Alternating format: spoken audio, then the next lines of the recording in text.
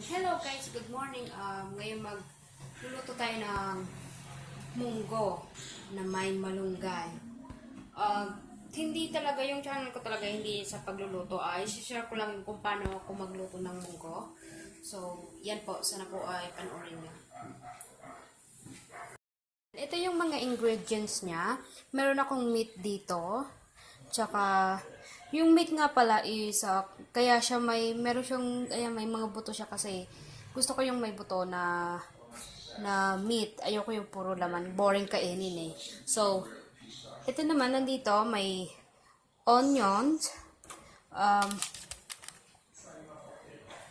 garlic, and tomato. And then I got the cubes, 2 cubes here, and magic syrup. By the way, guys, I don't add salt when I'm cooking because some other ingredients here, like cubes and magic syrup, they got already salt there, so I don't add it no salt no more. And then nandito yung malunggay leaves, tsaka yung ating munggo. Pinakuluan ko na siya, and dapat yung pagkakakulo niya is yung, alam mo yung seeds niya, nag-ano na siya, yung parang naglalabasan na siya. So, yun yung tamang pagpapakulo niya. Okay lang naman na, alam ko may madali daw na paraan na, yung pinapaano lang, binababa daw siya sa tubig ng overnight, tapos parang bubukas yung ano niya. So, mas madali siyang pakuluin ng ganyan.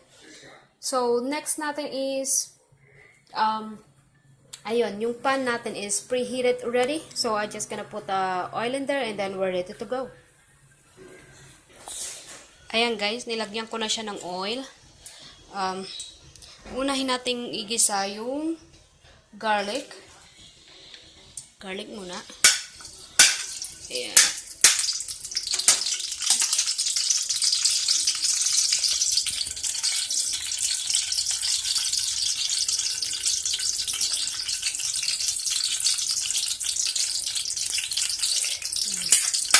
Medyo yung lutuan ko kasi dito mataas eh, kaya nahihirapan ako eh. Tapos, sunod yung onion. Yung onion ko dito is white. I don't have a red onion because the red onion is so strong, the smell. So, ayun, hintayin lang natin siya ma-caramelize. Hindi ko siya masyadong niluluto yung onion na gawa ng. Gusto ko pa rin yung caramelize lang siya kasi yung lasa niya maganda yung lasa. And then next is yung meat.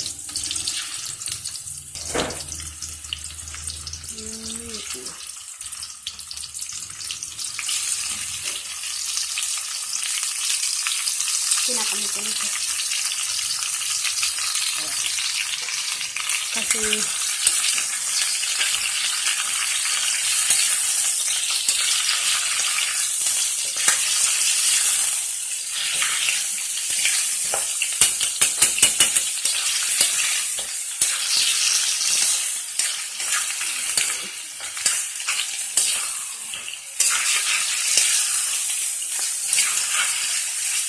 gusto ko yung may buto kasi pag may sabaw yung masarap yung may buto siya. Kasi ako mahilig ako sa may buto na meat. Hindi ako masyadong kumakain pag walang may buto kasi nagaganahan ako sa ganito.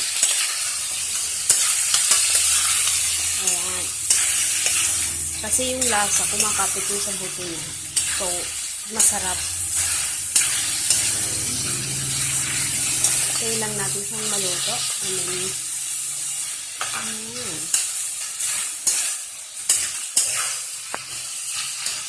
Dahil hirap.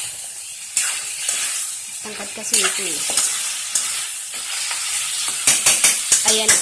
Hindi ako guys chef ha. Hindi naman talaga ako yung professional na tagaluto. Next natin yung tomato. Dito lang naman to sa bahay. So nga pala, kaya minsan ako lumuto ng mga Filipino food. Kasi yung aking anak and yung asawa ko, hindi talaga sila kumakain ng Filipino food.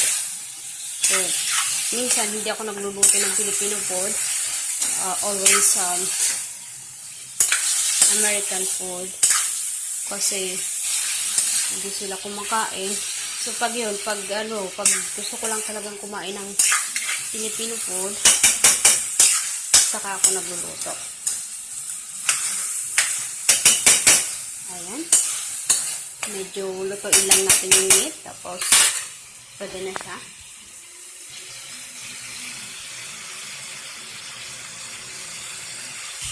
Ayan, sunod guys, lagyan natin siya ng water. Mga siguro 1 cup of water. Ayan.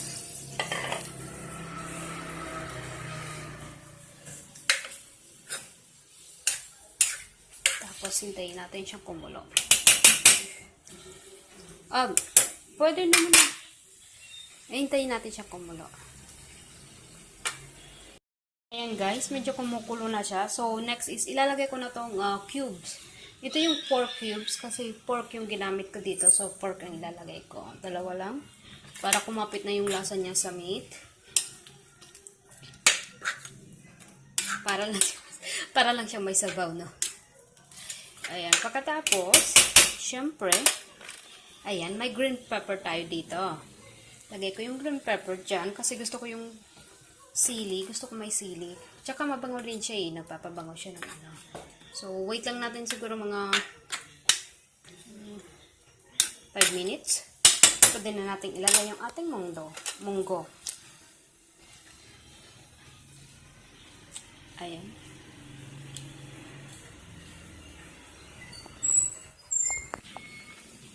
Ayan guys, kumukulo na siya.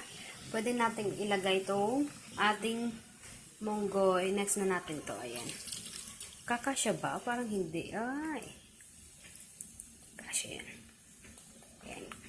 Ayan. Ayan yung munggo. So, dahan-dahan lang tayo. Ayan. Ilagay na lang natin siya sa ilalim.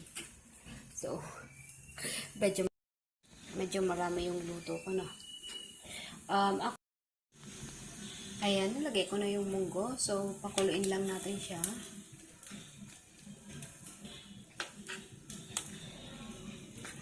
Medyo lutuin lang natin yung meat. Gusto ko kasi sa meat is medyo yung luto-luto kasi alam mo na ngayon, di ba may kumakalat na virus ngayon sa Pilipinas about sa pork, yung African swine fever. So, I wanna make sure na yung meat is luto talaga siya. Kasi hirap na magkasakit. Ay, nagpalapsin na siya. Hintayin lang natin siya. Medyo masabaw. Pero that's okay because I want many juice in it. Mamaya, titikman natin siya pag medyo luto na. Titikman ko yung ating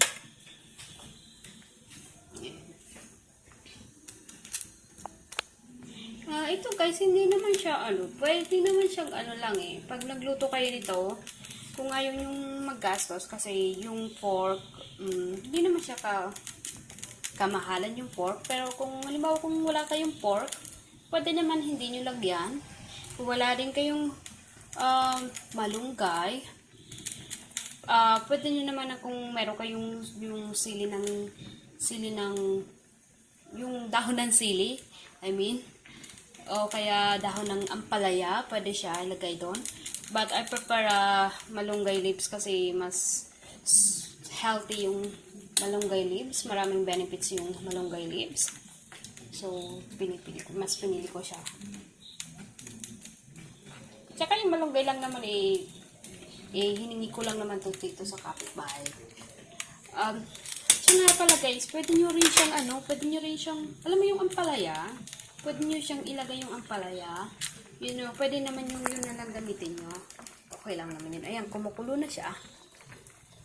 And then, after, siguro mga 5 minutes, wait natin ulit ng 5 minutes para medyo luto talaga siya. Wait tayo ng 5 minutes para, so kasi yung lutong-luto yung meat na eh.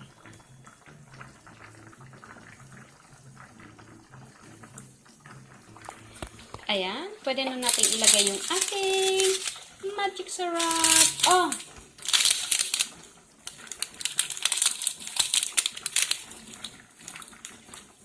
Yung magic syrup natin. Hindi ako guys endorser ng magic syrup. Ito lang talaga yung ginagamit ko na seasoning. Kasi kompleto na siya eh.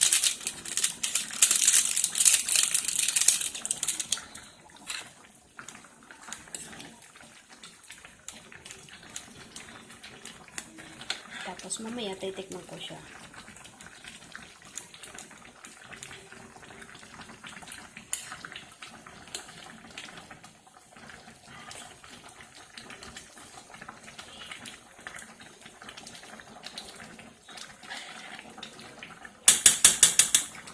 Ayan, medyo malapit na. Tikman na natin. Ayan, tikman na natin.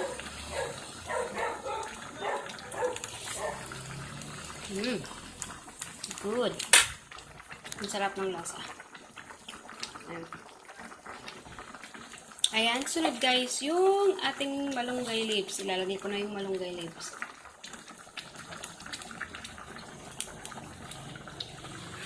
Ang daming malunggay leaves. Ayan, gusto ko kasi marami siyang malunggay para marami yung makain ko malunggay. Para naman healthy. Kasi ang daming benefits ng malunggay eh. Kasi na lang ako kumain ng Filipino food. So, lubos-lubosin ko na yung malunggay dito.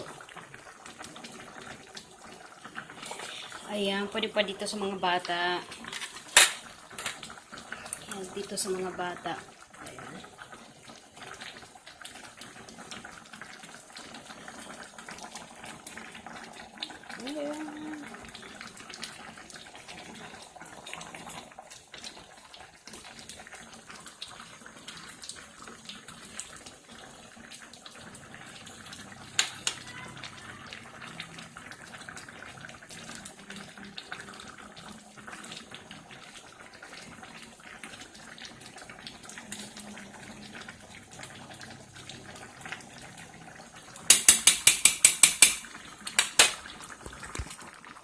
Ayan na guys, luto na siya. Ito na yung ating munggo na may malunggay. Ayan guys, kung hindi pa kayo nakasubscribe sa channel ko, please subscribe and click the bell button so you always updated to my channel. Ayan. Ayan, kainan na. Meron nga pala ako ditong brown rice. Ayan. So, hinanda ko na rin yung brown rice ko para kumain ako. So, ayan guys. Bye-bye na guys. Sana po enjoy nyo yung aking luto. Bye-bye!